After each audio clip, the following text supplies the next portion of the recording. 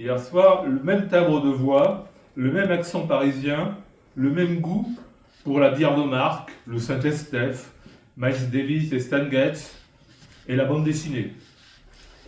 Et nous avions, je crois, le même humour qui exaspérait tant nos épouses respectives, mais qui nous faisait tant rire.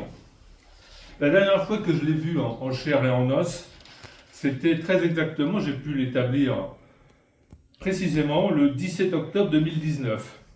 Depuis, le confinement dû à la crise sanitaire, puis la fin de mon activité professionnelle, ont mis un terme à mes déplacements réguliers à Paris, mais je l'avais très souvent au téléphone et j'échangeais fréquemment avec lui des textos.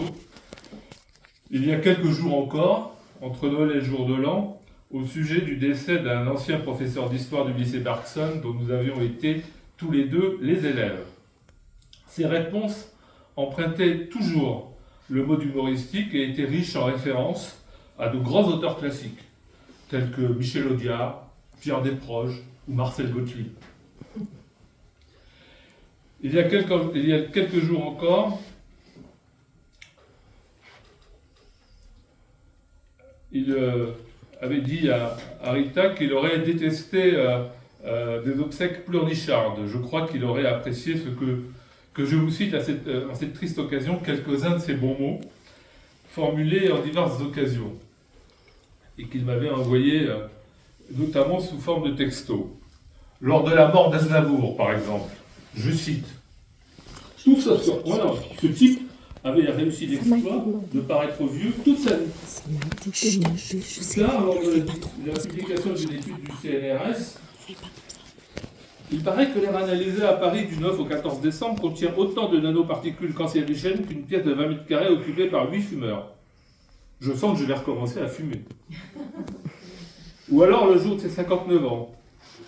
Incroyable que le type que je vois dans ma glace le matin ait 59 balais. Il est clair que la lignée s'améliore. Dans le même ordre d'idée, mieux qu'hier, moins bien que demain, telle est la devise de l'illustre maison de Marais. Ou encore, après l'incendie de Notre-Dame, jamais ce monument n'avait été autant photographié. Pouvoir faire quelques selfies devant des Maccabées obtiendrait un succès fou auprès des touristes.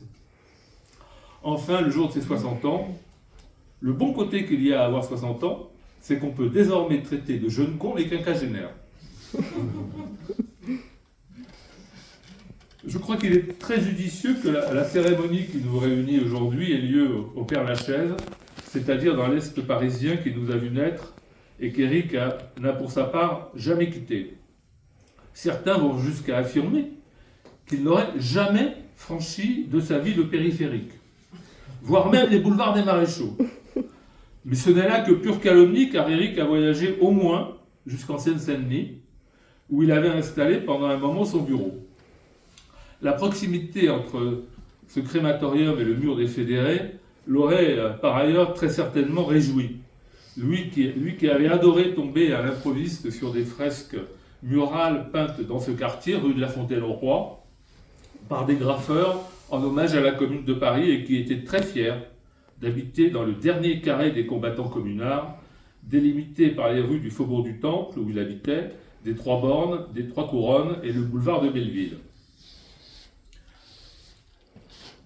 Selon le témoignage de Rita, Éric est décédé en souriant.